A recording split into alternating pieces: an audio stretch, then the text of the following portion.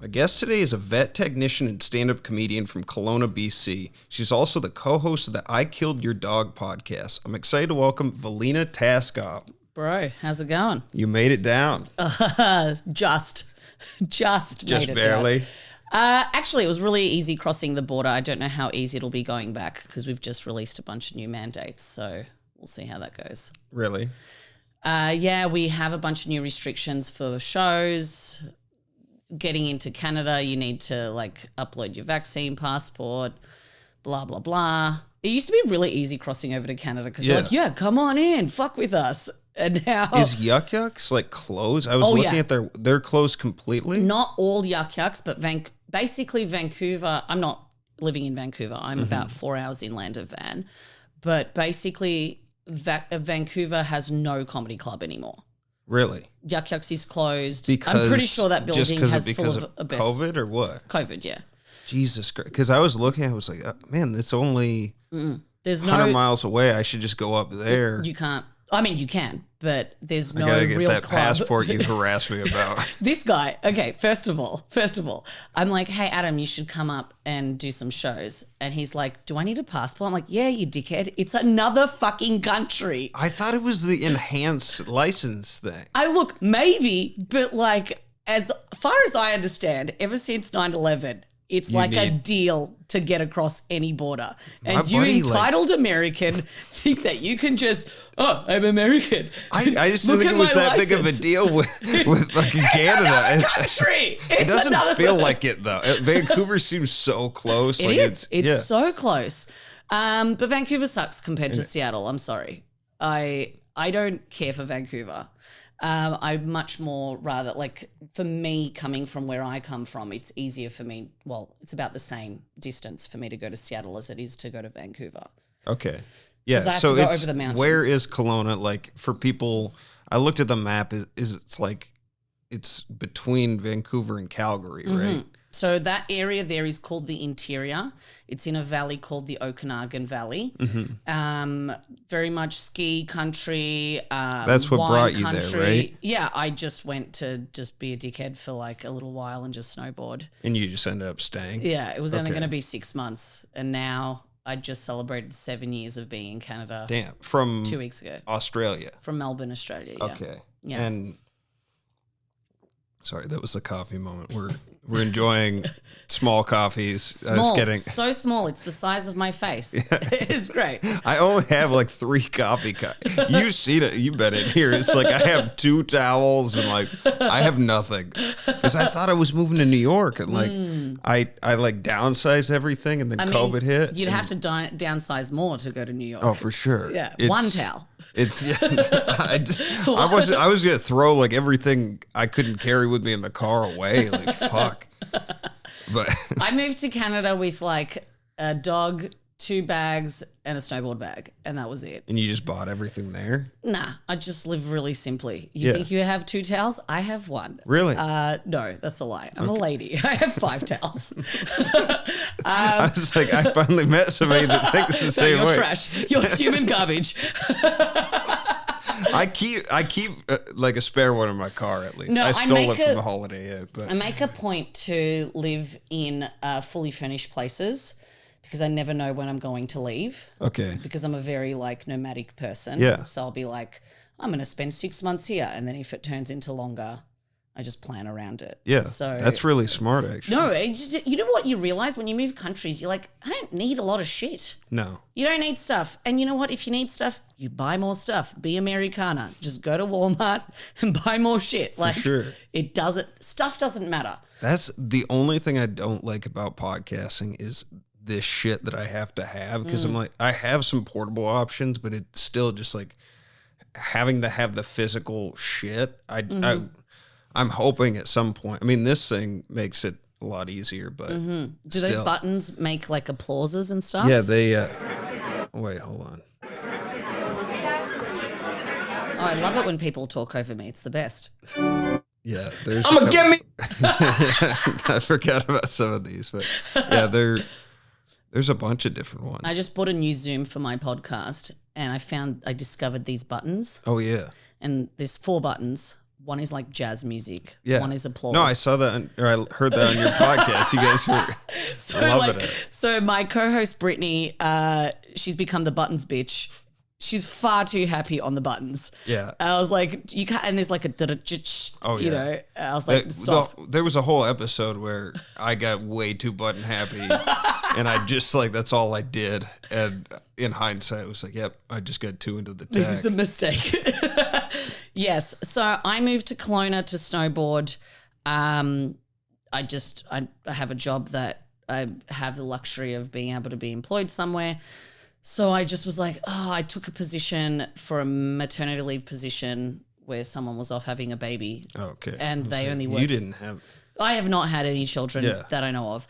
And so. It's weirder if a woman's saying that. Fell out of me. So on the snowboard slope. Yeah. So, I kind of random got that job actually. Now that I think about it, I don't think a single job I've ever gotten has been because they've looked at my resume, which they probably should. Yeah. But every job I've gotten has been mainly through word of mouth. And 7, 8 years ago, no, longer than that, maybe 9 years ago, I was traveling. In Australia, we get 4 weeks of annual leave. Mm-hmm. And if you work like a mofo like me, you might get 6. So every time I have like a bunch of annual leave, I just go off and I do a snowboard trip somewhere, Japan, Europe, whatever. And this one time I decided to do the Powder Triangle. Now the Powder Triangle is this location where I live now, where essentially it's like 6 mountains that you can hit up. And so I went to go do that trip and just snowboarding, whatever. And I come from a working hospital, teaching hospital, sorry, I should say. And I thought at the time, which is not the case, it's normal to go to a different hospital and just see how they do shit. Unless you're a teaching hospital, that's not normal. So I am in Kelowna. I've got like 1 day to kill. I fly out the next day and I look at a map and I'm like, this vet clinic looks good. It's next to a lake. I didn't like look up the clinic, nothing. I just went by like the location. So I called them up and I was like, hey, I'm a tech from Australia. Just wanted to like say g'day. How you doing? They're like, yeah, come on down. So I get there and one of the vets that had just been hired, she's Canadian, but she was like, oh, you're from Australia? I just graduated from Sydney University. And I was like, I don't give a fuck. I'm from Melbourne. That's like 8 hours away. Like, I don't care. But I was like, our new intern at my hospital is from Sydney. And she's like, oh, who is it? And I was like, such and such. And she's like, oh, we're good friends. We should take a photo together and send it to him. So we make friends, me and this random chick. 2 years later, I'm like abdomen deep in a surgery with my boss. And I was like, hey man, I think I want to take a sabbatical. And he's like, 1 year? I was like, probably 2. He's like, okay. 3 weeks later, process my visa. I hit up Canada. I call that chick. And I was like, how do you get a job in BC? I want to just snowboard. And she's like, oh, we've got a mat leave position. You can start straight away. So I packed the dog, packed my 2 fucking bags and the snowboard. Had you started doing stand-up yet? No. Okay, so you didn't do it. And I thought you started in Australia. Never started in Australia. I don't even feel like an Australian comic. Like, I know I sound it, but I probably experienced stand-up for the first time there performing 3 years ago. Mm-hmm. I happened to go visit my family and I was like, I'll go check out some places. And I can tell that the style of comedy is vastly different. How so? That's one of the things I wanted to ask you about. I would say Australian comedy is much more similar to the UK style of comedy. And they're more about stories, which I love stories. However, Australian audiences are far more generous in giving you, they'll wait till the end to hear a punchline. You can chat for 2 minutes and they're like, what's it going to be? Yeah, and then you do they the like punchline. the suspense. They like the suspense. Whereas I find North American style of comedy is more like tag, punchline. Oh, yeah. It's punchier. It's a very different style. And even though I love telling stories on stage, I'll try and litter it with tags. Yeah. And so then when I went to perform in Australia for the first time, they were like, oh my God, she's actually good. And I was like, thanks, I think. It's just a different style, different, different humor. And stories are fucking hard though. Like it's, I've yet to like, I think I have some that are like stories, but like your story of, you have a story about the longest story ever. Short story long. Oh yeah. Long story short. Yeah. I had to dump it though. It wasn't like, it wasn't hitting consistently. Like I was just, and I mean, I like it. Thank you. Yeah. I was talking to Andrew Frank about this. I don't know if you we met. him. Yeah. But like he was mentioning that like when you start doing a joke for the first time, there's like a shine on it and your delivery is like enhanced. Okay. And then sometimes that'll fade a little bit. And I think something I was doing, I got to go back to it and like figure out what I was doing in the beginning, because it went from like being people were with me on it to like people getting scared. And because you end it with like a gun. Oh yeah. It's so hard. Like I'm gonna kill this guy. Oh yeah, exactly. That's one of my problems though, is like I just grew up with a very like that sarcastic sense of humor. It's which Midwestern. I think it's a hit and miss in parts of the States. Oh yeah. And I love traveling in different parts of the States and seeing how one joke will work somewhere, completely doesn't work somewhere else. Oh, and you're like, oh, these are not my people.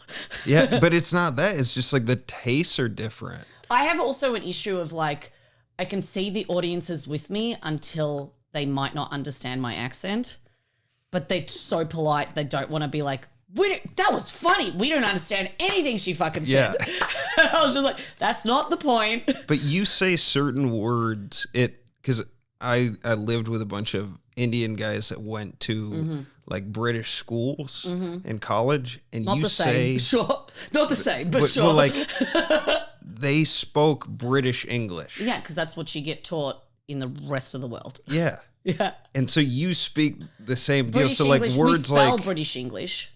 Like, so color with a U.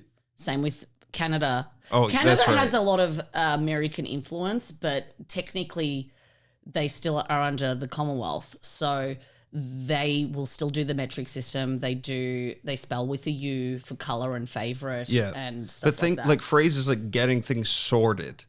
Like nobody in my life. What do you mean getting things sorted? You like I when you were on you were like, I don't know, let me get this sorted out, like your Bluetooth when you were driving up here. What would you say? That phrase, like, let me fix this. Oh. And it's just a phrase that I don't hear. I know exactly what you mean, but it's like those are the types of things. You're lucky I didn't drop you like a classic Australian line like get your poo in one sock, which is get your shit together. Yeah.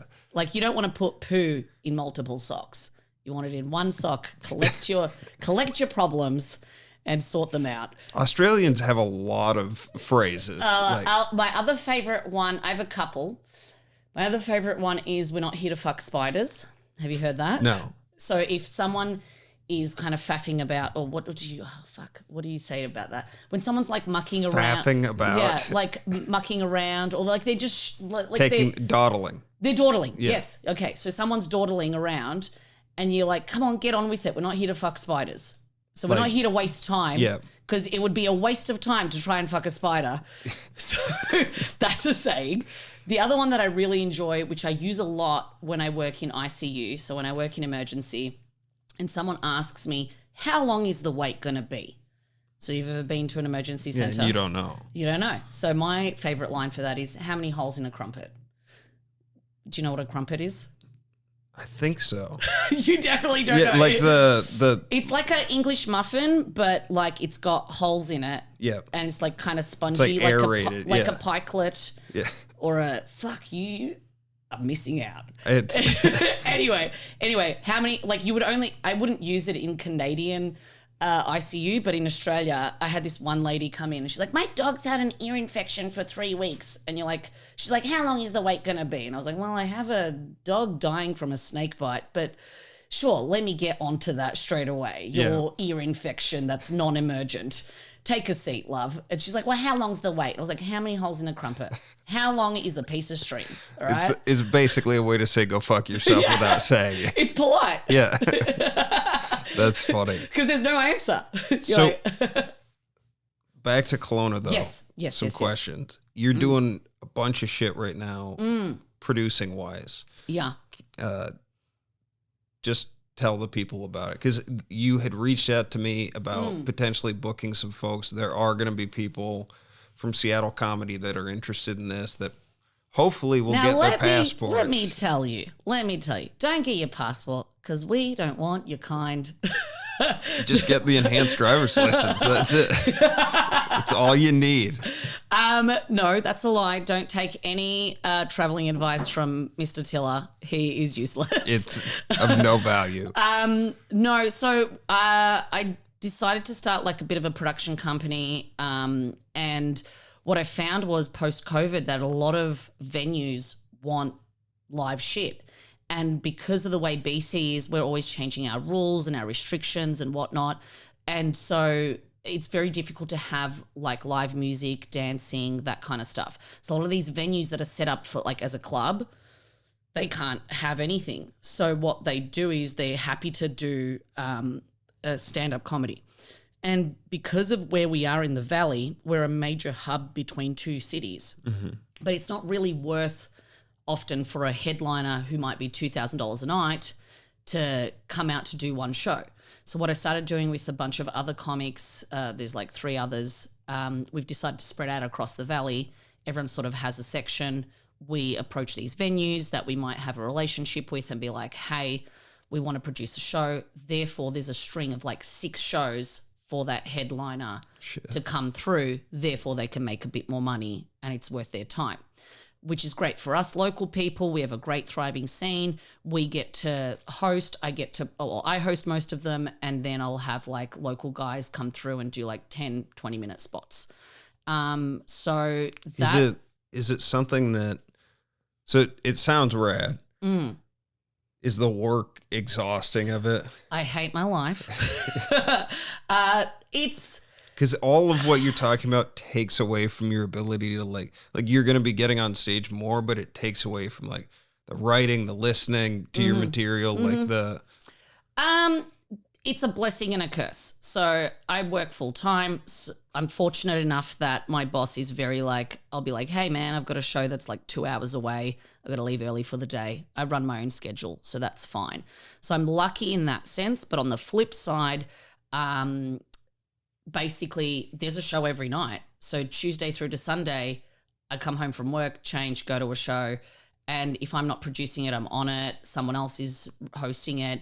It's like my one free day is just punching out emails, talking to venues, hating my life. And yeah, we talked on a Sunday together and you were like, I hate this. And you podcast on Sundays, right? Sunday is my podcast day. Yeah. So it's not enough hours in the week, but it is a blessing in the sense of for us who is a town of maybe, I want to say 200,000 people, we have a pretty thriving comedy scene. I would say there's probably like 10 to 15 strong comics who are very capable of headlining locally or featuring for, any headliner coming through.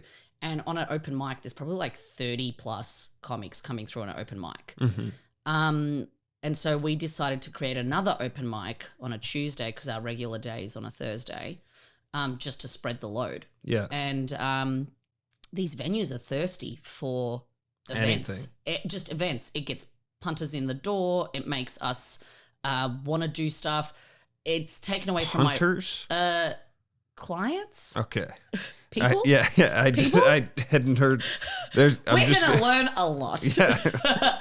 So, yeah, it just gets people through the door and makes money for the bars and whatnot. And a lot of those places, they've really struggled with their business. They haven't had a chance to have consistent business. People are scared to go out and about.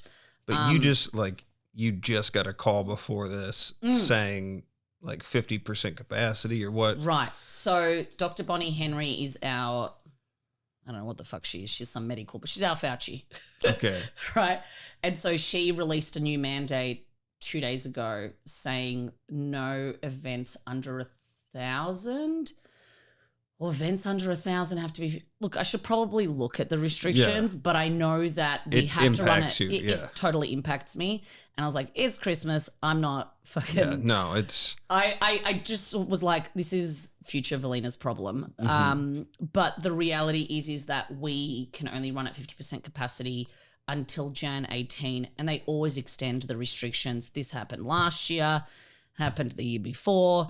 It's just garbage. So we're just trying to run in a manner where, like, we've got these fantastic comics that are so keen to be on our shows. I just did the Kamloops Festival in October with, we had John Doerr, Sophie Buttle. Sophie Buttle just was on the Late Late Show on James Corden. She's fucking fantastic. She's been trying to name her newest album and Frankie's Ugly, and no one wants to take it on board. And I'm like, no, stick to your guns, Sophie. She's a Juno Award winner, so I had her booked for the end of January to do a string of shows, and now I'm going to have to cancel her because I can't afford to fly her out and then from Vancouver and then be like, oh, sorry, we're only running at 50% capacity. So these are all things we have to consider. The bonus is because we have a really good crew where I am in Kelowna, if I can't bring in a headliner, the venues that do want to proceed, we can still go ahead. And if it gets cancelled, who cares? We all live locally. We don't lose anything. Yeah. But if we go ahead. And probably wouldn't draw more than 50% anyway, right? I mean, speak for yourself. Yeah. No, I mean, look, the reality is that all the venues that we've selected across the Okanagan, the audience is very eclectic. So you'll have where I am in Kelowna, it's very much like a wine, ski, country, golf. It's a tourist area, right? I would say like a better version of your Walla Walla, right? Okay. Definitely better. And, anyway, Kelowna is known for this thing called the Kelowna trifecta. Yeah, we talked about that. Yeah, it's one of my favorite days of the year. So it's on the last day of the ski season. Now, because we're in the valley, it gets quite warm in the valley and then it's still cold up in the hills. Yeah. So the local ski hill is maybe like 30 minutes drive. So you'd go up there, ski for 2 hours, go back downtown, do a round of golf because it's warm enough to do golf. Then you jump on a boat, and on the boat, you boat out to a winery, have some wine, and that's the Kelowna trifecta. So ski, boat, wine, and golf all in the same day. Are you a golfer? God, no, that's the whitest shit I've ever fucking heard. I was like, horrible. I could not imagine. No. All I can do is go to the range, get drunk, and smash out balls. Like that. The range is fine. Oh, range is fine. Someone, I think I had to do like some charity golf tournament, and I was like, why did you pick me? This is terrible. Yeah. And I do not get along with anyone. The entire time I was just like roasting everyone that was around me, and it got mean at the end. Oh, yeah. I can't do You're it. just uncomfortable too. Yeah. I've never golfed in my life. So that was fun. But yeah, so Kelowna, lots happening. I think I had the next 3 months planned out with different comics. I still think there is merit there. It's just a matter of like working around the restrictions in order to make it beneficial for everyone. So if anybody listening like is at that level to where they could, feature or headline, they can contact me. Yeah. Yeah. What's a good place to reach out to you at? Probably on my Instagram, I would say. Okay. Velina Taskov. Yeah. You can't spell You left it. your stickers. My stickers? Yeah. Okay, cool. Yeah, I said it wrong. No, Instagram is probably the best way to contact me, I would say. I don't do Twitter. I made an account many years ago. I have 0 followers. I don't follow anyone. It's fucking dead anyway. I don't know. I can't commit to Twitter. I'm like, there's already enough like socials out there that I don't even want to respond to. And now there's this like extra thing. Ugh. It's too much work. It's even like TikTok. Nah, I'm out. I'm too old for that. I cannot. Like my co-host, she's like 20 something and she TikToks all the time. And she's like, let's put this on TikTok. I was like, you do all the work. I'm not doing anything. Yeah. It's just like at some point you got to like stop adopting the new apps, right? No, can't do like Snapchat. Like just nothing. none of those. Nah. So I didn't even have social media until I started comedy. Like I went through my entire life until 2017, No social media. You told me that. I was so strict on the no social media. I moved overseas in end of 2015, and all my friends in Australia were like, how are we going to keep in touch if you don't have social media? I was like, here's my number. Call me. Yeah. She's not going to call me. That's fine by me. And then I got off stage, first time ever, and this was in Kelowna, and the guy who runs the comedy club, he's like, what's your social media? We have to like get you on the fucking forums and blah, blah, blah. And I was like, dude, I don't have social media. He goes, well, if you want to be a successful comic, you better do it. And I was like, my one like rule about like going on with my life is not having social media. And I was like, oh yes, okay, I will succumb. And now I have all the things that I hate. It sucks. Mm-hmm. It's a job, but I think that's my least favorite thing about being a comic is promoting. Really? I'm fine with writing. I'm fine with producing. I'm happy to like chat to venues. I think like all the skills that I, in the last 15 years of being a vet tech, that I've accumulated from networking and whatnot, it's transferable. I can do all that. I hate it, but I can do it. Mm-hmm. The second it comes to like anything technological to promote or like I felt like this was stressing you out. Oh, like as we're I hate this. This is like I was like, there's too many gadgets here. Yeah, it's not natural. No, this looks like a spider web right here. Just of equipment. Yeah. Yeah. I think my least favorite is probably podcasting with What people. the fuck are you doing? No, I love podcasting. I hate editing. Oh, it's all of it is miserable. But the thing is you have to do this. Like if you don't, I look at it as part of the job. Like there's every job you have, whether it's something you're passionate about, like comedy, you have to embrace the shit parts of it. There's gonna be shit parts, and it's if you don't do this shit, like you're not actively engaging your audiences. Yeah. So like, I don't know. I won't lie though. I love it when like listeners email or message and then I'm like, that's why I do it. Yeah. Yeah, that's the part I enjoy. I don't get barely any of that, you pieces of shit out there. Like I ask questions constantly and maybe you're not asking the right questions. Probably. Yeah. It's even with me trying to be active, it's like it's still one-way communication. What are you asking? For questions and stuff like I'll have a specific guest come on and it's like, hey, if you like we just had Nate Jackson on. Mm-hmm. He has a club, and I was like, "Oh, this is a great opportunity for comics that listen to the podcast to ask questions of Nate." 0 questions asked, you pieces of shit. And I mean, sometimes we get a couple good ones. Look, if someone has an animal question for me tonight, you can send me $50 on Venmo, and I will triage your pet.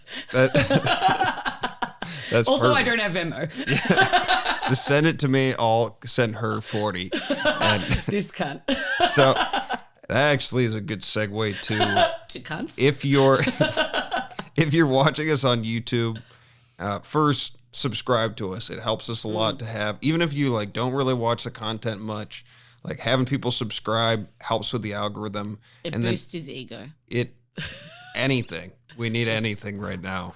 But also commenting and clicking the like button does the same thing, and hitting that notifications bell in the top right corner helps us with the algorithm as well. So doing any of those 4 or 3 things will push our content to new people on the homepage, which is the hardest part of being on YouTube. So please do that if you're listening. And then if you're jump on YouTube, huh? You should be on YouTube. It's I have one video on YouTube. It's shit. Don't look it up.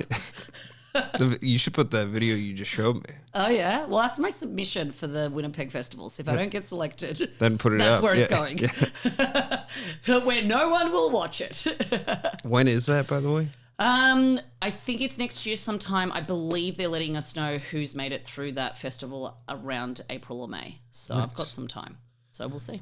Before we move on from that, I skipped a second. Do whatever you gotta do. Just commenting, liking, hitting that notifications bell help us with YouTube. If you're listening to us only, subscribe to us on YouTube if you can, and also comment and subscribe to us on wherever you're listening. Let me give you a little handy hint, everyone. If you don't want to listen to us, go on Spotify or iTunes or whatever it is, and just put it on mute, and let it play throughout the whole night. Therefore, you will get your numbers all up. the numbers up and juice us up. Yeah, that's the way to do it. Yeah. Anything. Is that what you've been doing with yours? Just what, play myself? Yeah. No. God, no. I take an edible and pass out. Yeah. Like a regular human. I can't even listen to my own shit. Like, I feel... Don't worry, I can't listen to your shit. Well, you don't listen to your own podcast, I can't. right? I can't. Anytime I'm on a pod, if it's someone else's pod, I still can't listen. Are you going to listen to this one? God, no. You should watch it, though. God, because no. there's all kinds of weird ticks that you do physically when you're, like, being interviewed. That's exactly why I It's the don't want to worst. watch it. Yeah, and then all the other comics, will message you and be like, "Hey, your face is fucking weird," or whatever. No, that's just for you. Yeah, it's always for me. God damn. Yeah. So let's talk about your podcast, though. What do you want to know? Its name is "I Killed Your Dog." Yes. What's the I listened to some of it, but give the concept to Oh, I'm anybody. embarrassed that you did. We got to get you some of these. The sound things? Oh, God. The Yeah. echo is pretty strong. Oh, it's terrible because, You guys are in like a kitchen? my living room, Yeah. which is an apartment. And you throw wine in the mix too, yeah. right? So the whole podcast I called I Killed Your Dog because our target audience is commonly people in the vet industry. However, we try and dumb it down for people like you who don't know anything about the vet industry. Yeah, the plebs of the world. No, mainly because if we talk about something medical, we'll explain what that medical thing is so that people can follow along with the story. But essentially, it's just me and my assistant, we get drunk and we talk about what happens in the back room of a veterinary clinic. Mm-hmm. Which you've worked in vet clinics for how long? 15 years coming up. Okay. Yeah. So... And that's in your stand-up too. Like, it's a big part of just who you are, right? You're a dog person. Yeah, I only like my own dogs, though. I don't like other people's dogs. You don't like other people's? No. Really? Everyone's always like, look at my dog. And I will have to fake it. It's like a terrible thing, terrible part of... Yeah. Yeah, I'm like, he's so but cute. you have a really cute dog. Oh, I have two cute dogs. The one, what's... Barry, the one that I brought over from Australia. He was here in August. I brought him over from Australia. But you just posted a pic today. Who was the that? other one? That's Sally. Okay. I got her in Canada. So I ended up with a Cocker Spaniel. I guess I'm in my 30s now, so I have Spaniels. I'm a Spaniel lady. I hate Spaniels. But I have a Cocker Spaniel and a Cavalier, King Charles Cavalier. And I got the Cavalier in Australia. He's a complete lemon. He's a dud. He can't see very well. He was born with congenital cataracts. So it's a good thing you're a vet. Yeah, I'm just he can be blind. It's fine. And then Sally, I was got just from with a dog yesterday. And it was blind, deaf, kill it, and wearing a diaper. Kill it, definitely kill it. And they had it for like 17 years, and I mean, it was the first time I met these people, and I the dog. It would sit on the couch, and then after a while, it wouldn't know where it was, and just start barking. Yeah, that's and I went dementia. over and pet him, but he doesn't know what's happening. And people keep their dogs alive way longer than they should because they keep them alive for themselves. It's a very selfish act. So when I have people who, the people in that situation, if they're listening, that was a very that's not what she meant. That's exactly what I meant. You should kill your dog. No, I think what it is, and don't get me wrong, I've had to kill my own dog. I've had to euthanize my own dog, which was really horrible. Great story, comedic story. We'll get there. Surrounded by comics, everyone fucking roasting the shit out of my dead dog. Jesus. It was wonderful. I was always told that the best way to lower coffins into the grave is with humor. And I feel like that would be my mantra. But no, I think people keep their animals alive for far too long. Don't just go killing your dogs. But I mean, as in when they get to a geriatric point, they've been with us for a very long time. They're our best friend. And euthanasia is truly a gift, and people are uncomfortable with it. Oh, yeah. But the reality is what I do for people who can't make that decision or that judgment call is I give them a quality of life sheet. So I have this quality of life sheet from a university, which tells you every day Like, hey, is the dog playing? Is the dog eating? Is it going to the toilet fine? Is it pooping itself? Blah, blah, blah. And if it gets to a certain point where all of your ticks are quite negative, then you know that that dog doesn't have quality of life. Yeah, it just takes the emotion out of it and it's objective. Yeah, and it's very difficult making a clinical decision when you love that thing, right? Yeah. So I understand the difficultness. And the only reason we came up with this podcast is to be able to crack jokes about the darkness of, because everyone thinks of people who work in the animal industry, it's just puppies and kittens. We just love puppies and kittens. And it's not, it's death and diarrhea. That's what my first comedy album is going to be called, I think. It's just death and diarrhea constantly. You're always dealing with people in high emotional stages. We have, not a brag, the highest suicide rate.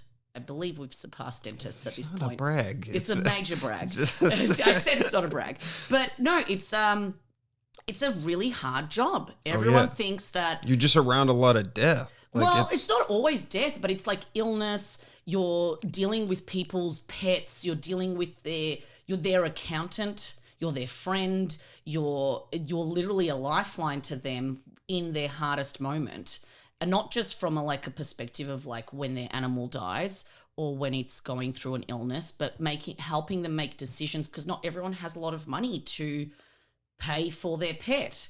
And you know what? We need money to keep the business afloat. Otherwise, none of us have jobs. Yeah. So people who think that veterinarians are expensive, yeah, we are, because it costs the same amount of money to keep a vet practice open as to keep like a human practice open. We use the same drugs. We have the same skill set, like more or less. Yeah. So I think that's been interesting. Okay. Go ahead. Question. How do you think, has this, from like a dating perspective, do you think this is like... It's ruined. Yeah. I can't Because even a couple of the things, it's kind of like just been like fucking just smacking me across the face with a couple of things. And I have a high tolerance for I don't think I live a very censored life, but No, people in the vet industry are not censored, and we have to censor ourselves in the regular world. And I think very similarly so, comedians are the same. Oh, yeah. It's the worst, though. That's what's so great about being around other comics. Because you feel like you can have no filter. And that's what I love. And then being around other vet people, I know I don't have to have a filter. So when I first started comedy, they were like, oh, talk about what you know. And when I started comedy, it was more like drinking, dating, blah, blah, blah. I was trying to be palatable but still talk about my stuff. And then I was just like...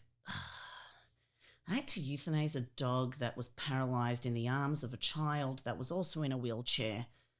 How do I turn this into a joke? Because I am depressed, And so you just find the funny in the horrible things in life, because this is an everyday thing. And so then the podcast sort of came about because it might come across to some people that were just bitching about our job, and it's not. I love my fucking job. I do. I really love it. I wouldn't be doing it if I didn't like it. I mean, I'd hope not at this point, because you've done it for... So, you've killed a lot of animals and be unhappy. I've lost count. But yeah, so my assistant and she was a student of mine. I was teaching at the local college, and then we employed her at my clinic. And then I have really good banter with her. So I was like, hey, dude, let's do this podcast where we just get drunk and talk about what we do. And it kind of snowballed weirdly from there. I just put it on a couple of veterinary forums, and because most veterinary podcasts are advice-based, they're very professional, and we're just there just dropping swear words. Yeah, it's gallows humor. It's horrible. We're very conscious of not mentioning a clinic name, not mentioning a client name. Don't you have a bark button or whatever? Yeah. So if someone mentions a clinic that they've worked at, if we interview someone, and they've accidentally let it slip, I'll put a little bark instead of a beep. Yeah. It's cute. That's a good idea.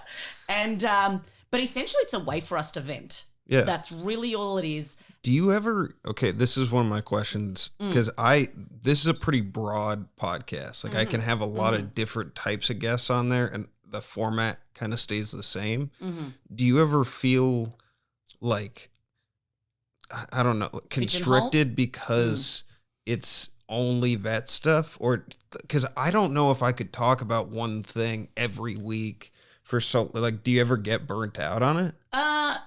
You would think so, but no.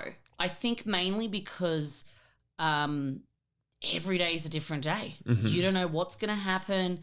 You don't know what idiot client you're going to talk to. You don't know what's going to set you off. And you have a co-host you have good chemistry with. Yeah, and I think at the end of the day, like I try and keep it realistic in the sense of like I walked into that podcast doing it for me and her, so we had somewhere to like talk shit.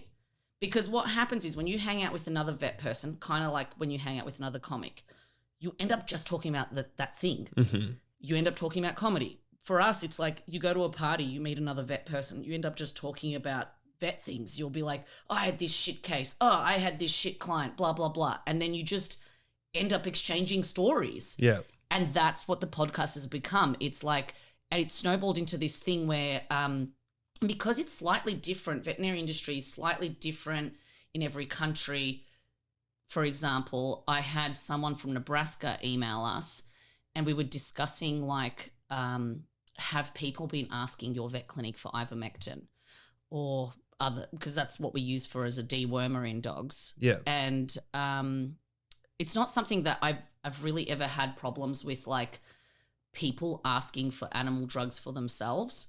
But someone from Nebraska messaged us saying, oh, because our medical system in the States is a dumpster fire, we've had people calling and asking for drugs, and they want to see the vet as their doctor because they can't afford the doctor. I was like, the vet's not that much cheaper, man. Like, what are you doing in Nebraska? Yeah.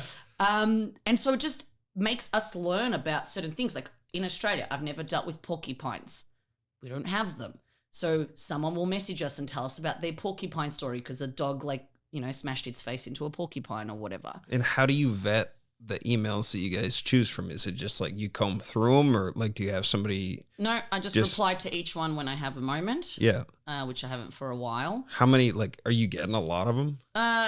Probably like 10 to 20 each pod. Okay. Which is a lot. Yeah. And they're long stories. Like, well, you guys kind of popped off too, right? Like you got a big audience pretty quickly. I think we're at 50,000 downloads and I've done very little work. Yeah. I really should do more, but it's really rewarding. How many episodes have you guys done so far? Maybe like 24. Fuck yeah. Like it's not That's a lot. huge. That's really good. Like I had someone 2 weeks ago message me from Dubai and I was like, what are you doing? Like, where did you come from? And he's like, oh, I'm from South Africa, but I'm a vet in Dubai and I love the podcast and blah, blah, blah. And it's essentially like whoever we interview, they'll have a story that will trigger someone else's story. Then they'll tell me their story. And people just send in emails of like similar stories or like disgusting videos of like maggots coming out of a dog's vagina or just sorry, everyone. Maybe you should put a trigger warning on this particular podcast, but it's like very graphic. And because that's our job on the daily, you can talk about it. We just like, if you ever are with someone medical and you're at the dinner table, like, anything goes. Oh, yeah. Like, it'll be like, oh, this guy broke his arm, fell off a truck or whatever. And you'll be like, like my dad's a doctor, my mum's a nurse, my brother works in the, hospital. I just, like, our dinner table conversations are completely uncensored. And I forget that when I'm around regular humans. You kid. Yeah. No. I find myself to be most uncensored around other comics, though. Oh, yeah. And if they can't handle it, I'm like, too bad, sad. That's a hard thing, though, too, because it's, especially like in this scene, like there's this feeling out thing of where like you got to figure out who gets that it's a joke, like it seems like something that you shouldn't have to joke about, spell out for people, but it's like here's the thing, if you're not joking about it, you're fucking crying because the reality is it's fucking sad. Oh yeah. Like a lot of what we do, like maybe a month ago I had a client call me, okay, trigger warning. I had a client call me and they were like screaming. They were like, oh my God, I just ran over my dog. You need to come and euthanize it. They'd like half squashed it or something in the driveway. And so me and the vet jump out there and the dog, like we get to the scene. It's a fucking murder scene. There's like, the dog's alive still. And there's like intestines and just shit all over the fucking driveway. And so we immediately like find a vein, euthanize the dog. And then the lady was like, I don't understand how she still had the balls to be like, oh, while you're here, do you mind like checking out the other dog and doing like a physical on it? We're like, no, we're not doing that. First of all, you've taken us away from the clinic, which we normally wouldn't do. And then she's like, okay, well, do you mind like putting it in the wheelbarrow so then like I can go? So I'm scraping guts off the fucking driveway, putting it in a wheelbarrow. I was like, here's your fucking dog. I'm traumatized. Like I sat in the car with the vet and I was just like, can we have a drink when we go back to the clinic? Because I cannot. This is horrific. So you just went to Taco Bell afterwards. And... yeah, just this is probably made of dog.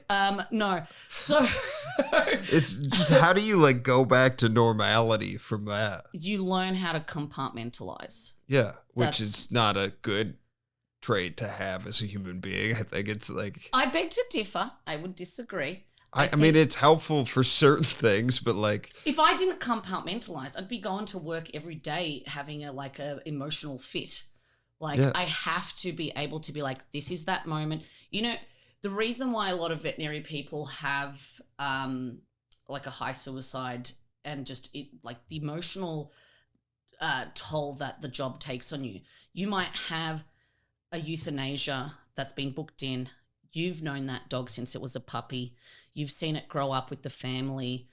The family's there. One of the hardest ones are like when the whole family rocks up, there's the adult children are there with their respective partners. Everyone's crying. It's just horrible.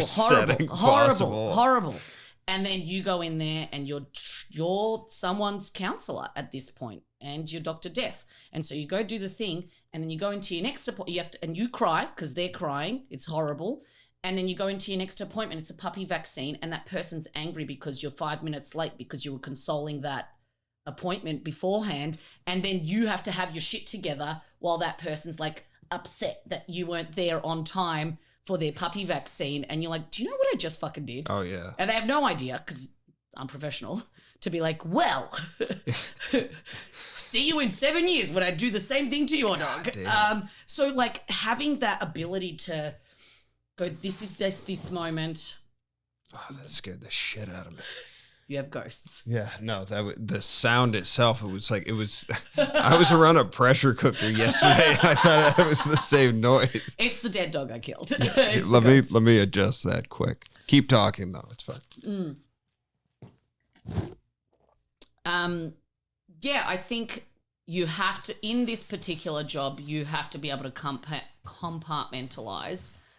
Otherwise, it's very much, you can't, and that's why we came up with the podcast. The podcast was there for us to have a place for everyone to vent, everyone to be like, you know what, because everyone that's in this industry loves their bloody job. Like we get paid shit. You literally get shit on by people and by dogs. So you really have to love what you do. Yeah. And then to have somewhere where why not just be a dog walker?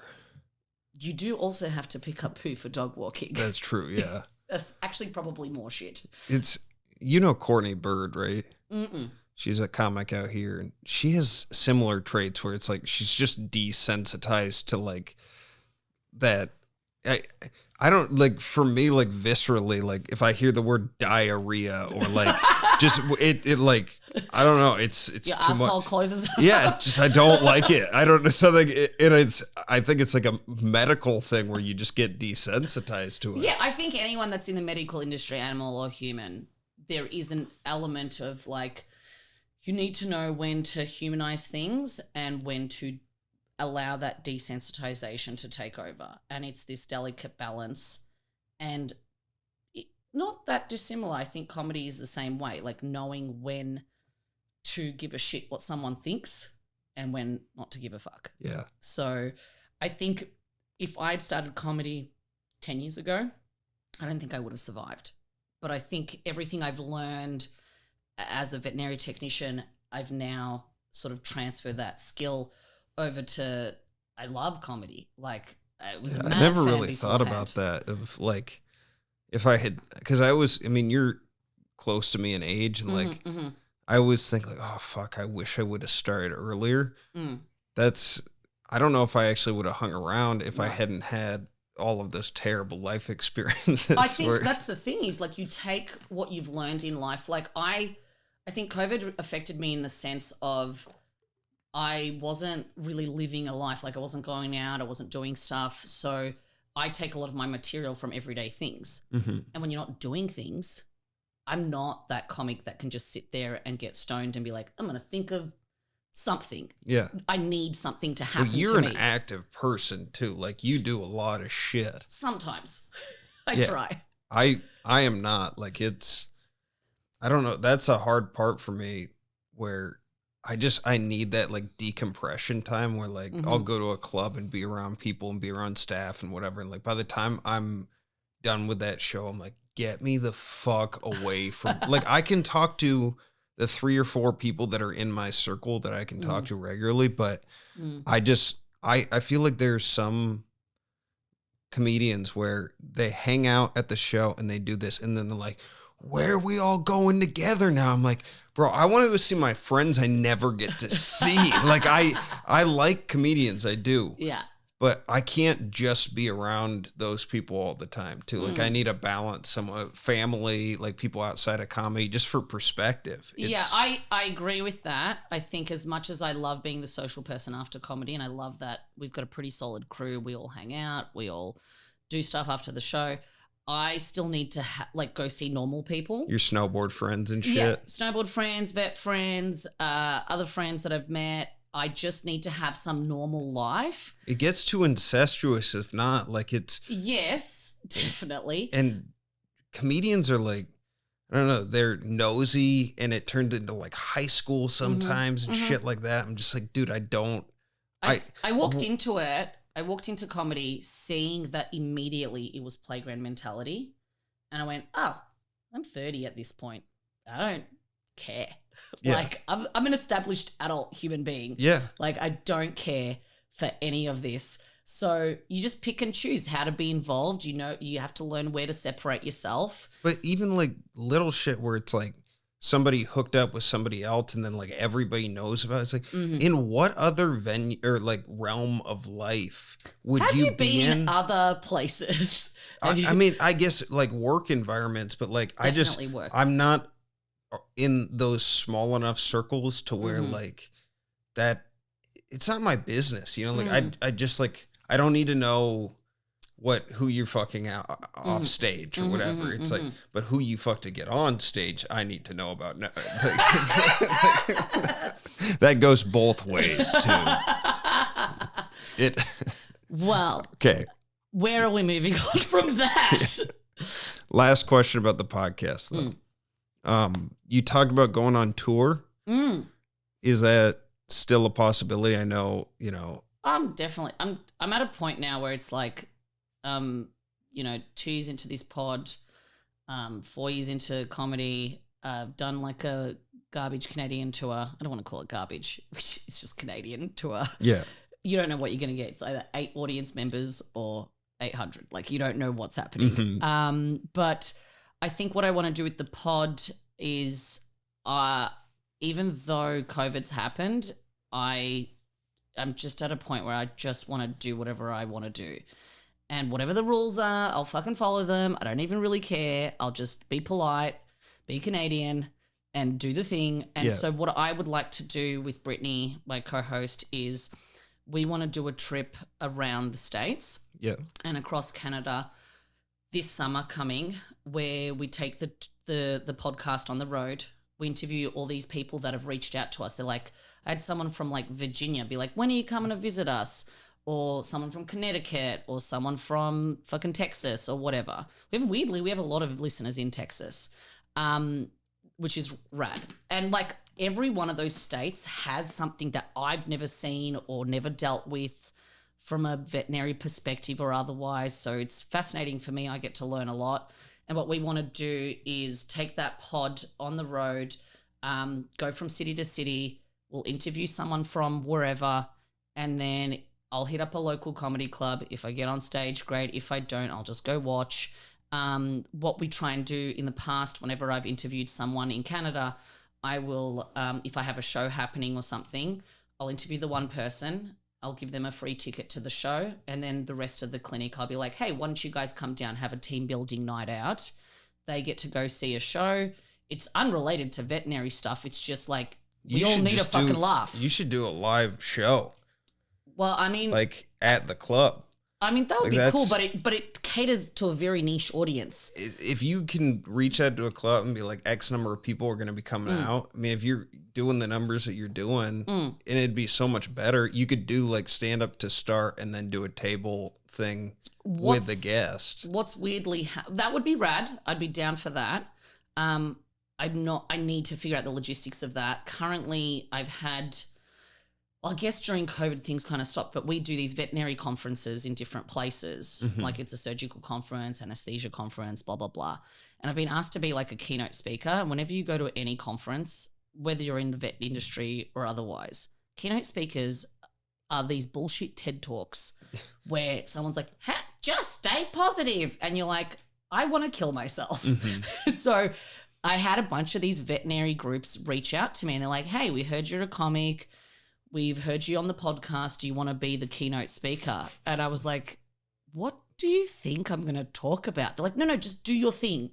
And now that conferences are starting to happen again, if I can tee that up with the tour, that will be good. That'd be rad. And it'll, like, I don't want to be the veterinary comic, but I know also, like, I would rather, if we're talking about comedic goals, it's not about being like a pigeonholed comic for me. I want to talk about all the other stuff, but I like the idea of having a cult following. Like if I look at like Legion of Skanks, I fucking love what they have. They're not a lot of people know about them, but those who do know them fucking love them. Yeah. And that's kind of what I'm aiming for. You got to do something. Like you have to connect with those people in some way, and like you got to have an angle, you got to have a hook, and you already have that. Like it's, I think I do, and then I'm like, oh, this is so much work.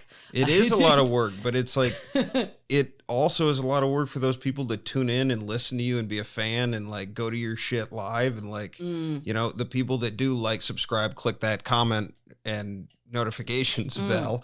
I appreciate that. And if you kissing us. Yeah, it's if you do the road though or something like that. Yeah, you have to like do video. I know it sucks. No, it's not that.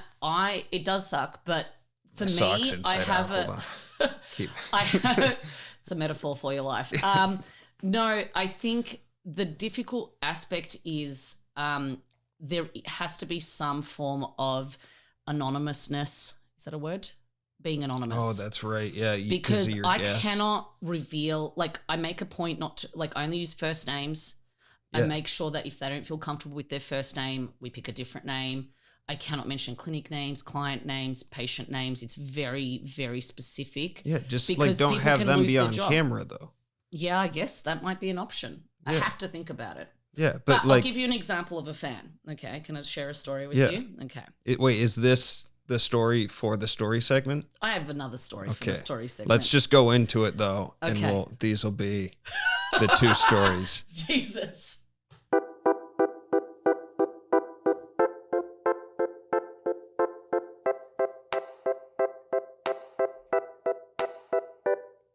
It's story time.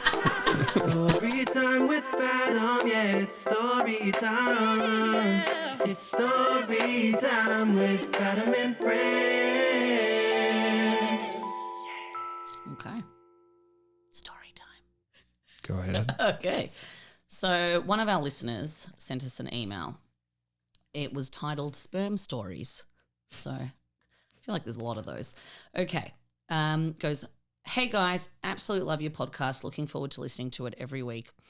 In regards to a semen-related story, the best one I have, because we were discussing semen stories, because actually, before I get into that, there was a vet that I was talking to, because I don't know anything about large animals, like cows, horses, any of that stuff. And we were learning that for cows and horses, there's usually like a machine that you use to put over the animal's dick, and it triggers them to ejaculate and so forth. Yeah. And if the bull hasn't ejaculated for a long time and you look at the sperm under a microscope, you can see they're kind of dud sperm, like Homer Simpson sperm, like just bumping into each other. And one of the professors was like, "Oh, that's what we call a rusty load." I just love that it's called a rusty load. Anyway, so we were discussing that on one of the episodes, and this person's emailed us and gone, "In regards to a semen-related story, the best one I have is in relation to the first AI I was ever part of, artificial insemination.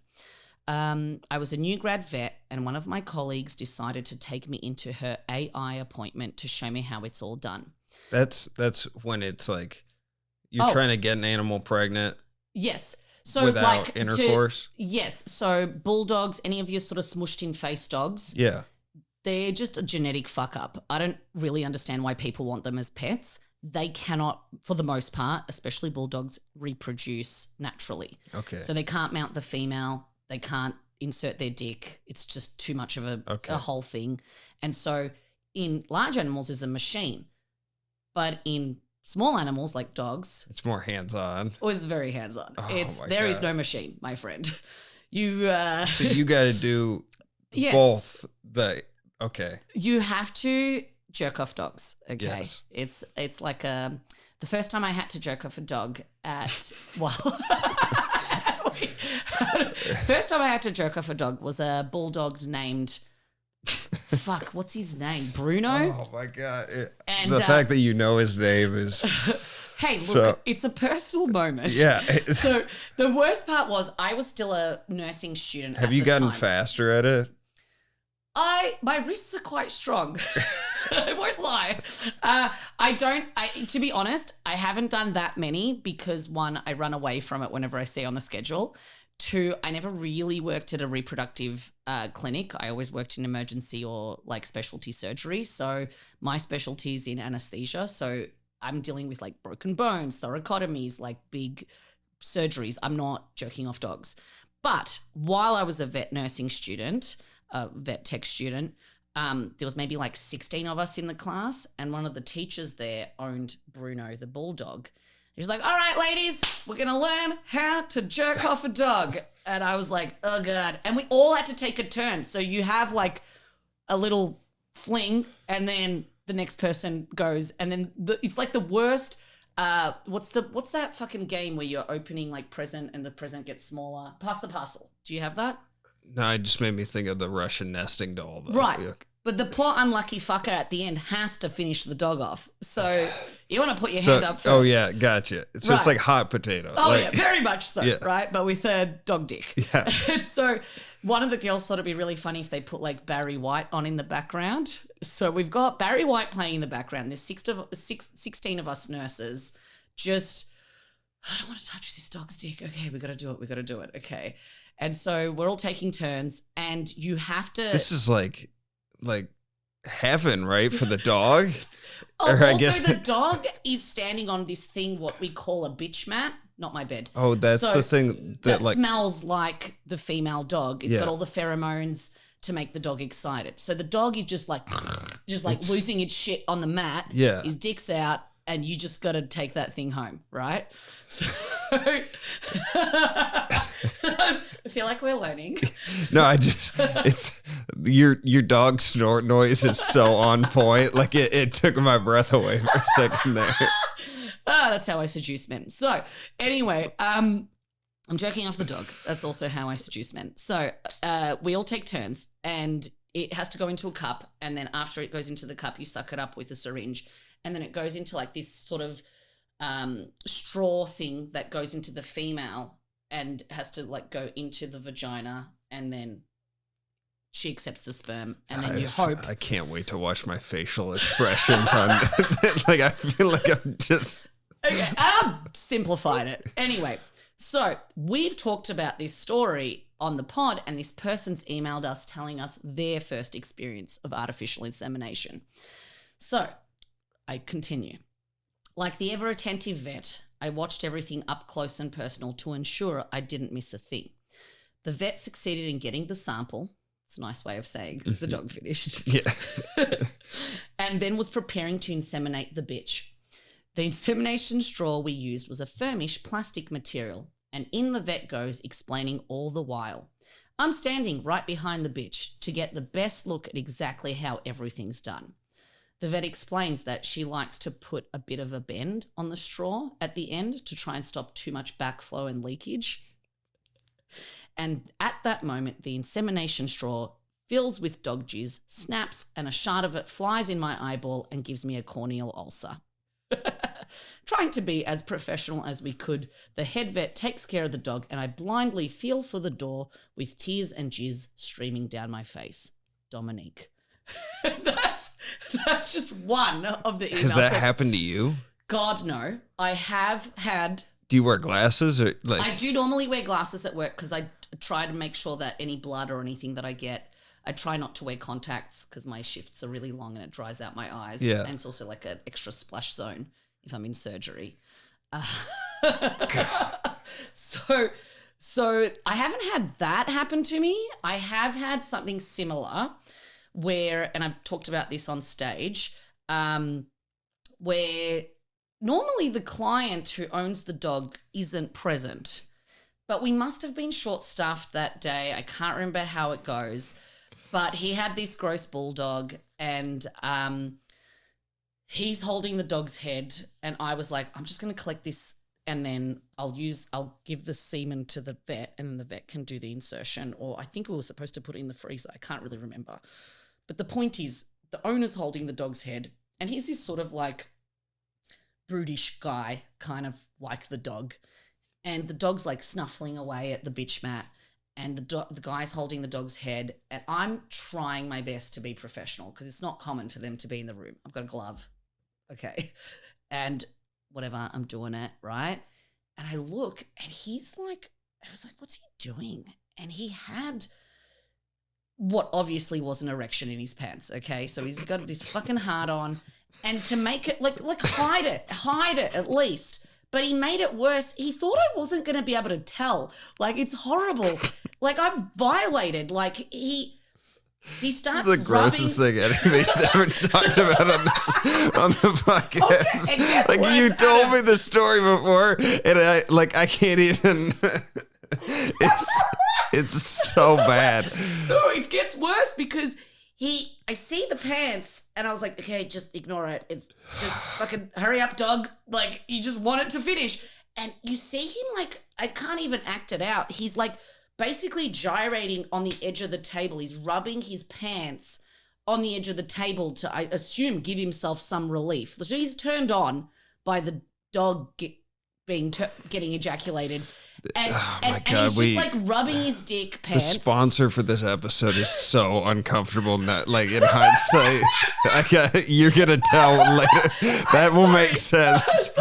Okay, keep going. No, that's the end. And I just like he kind of like did that, and I was like, did he finish? I don't know. I didn't hang around long enough to find out. I literally just collected the sample, put it in a jar, and I was like, the vet will be with you shortly. And I just like ran away. Was it just you and him in the room? Yes. Oh, fuck. That's so much. It much. was horrible. So I had to I left and then I go to the vet. I was like, here's the sample.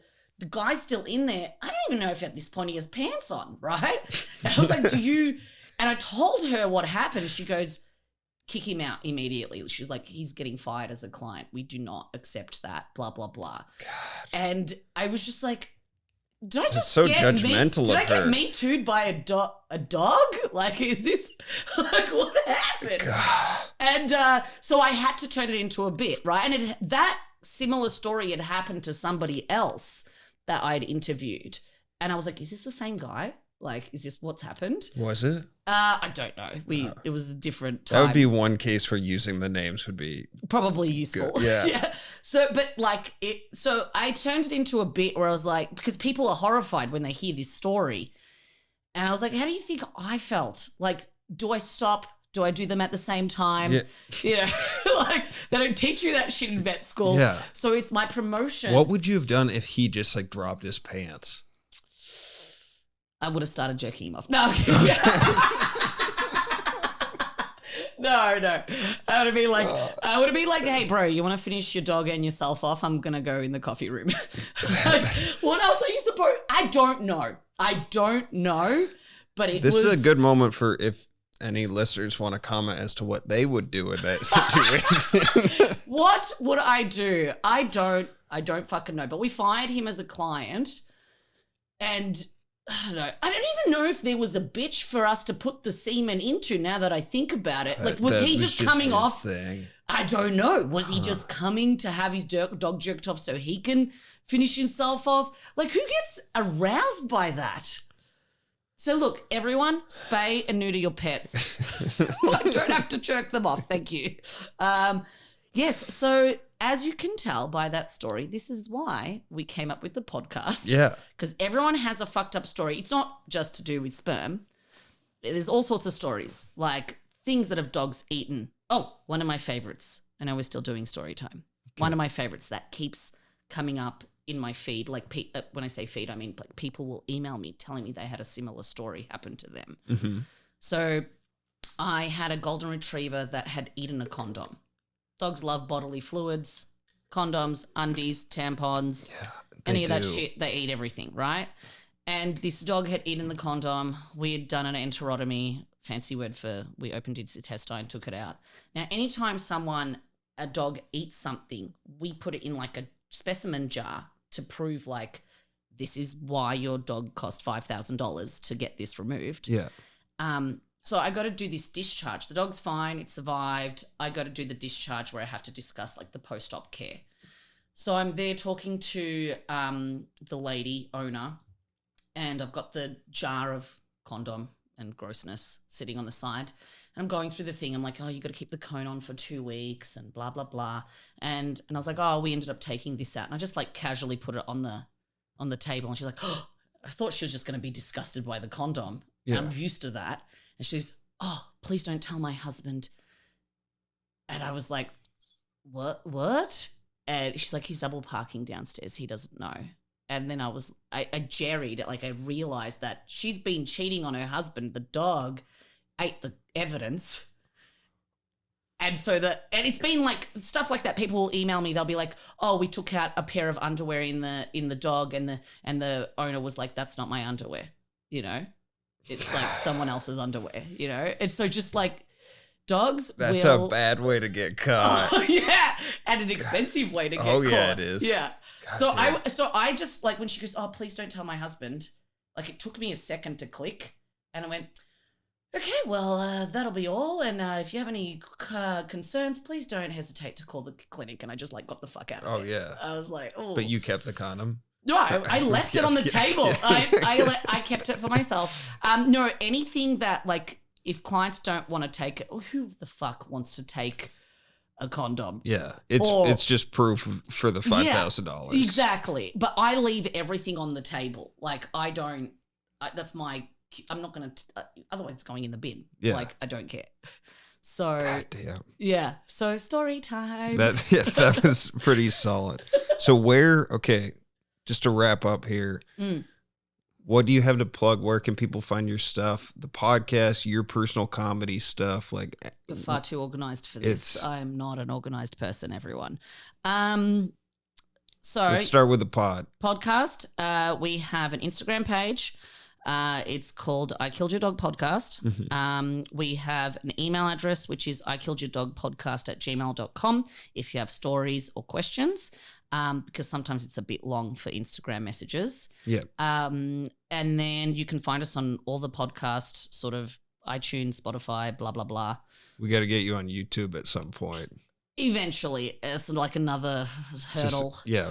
My stuff, you can just follow me on Facebook or on Instagram, Velina Taskov. Pretty simple stuff. There's no one else like me.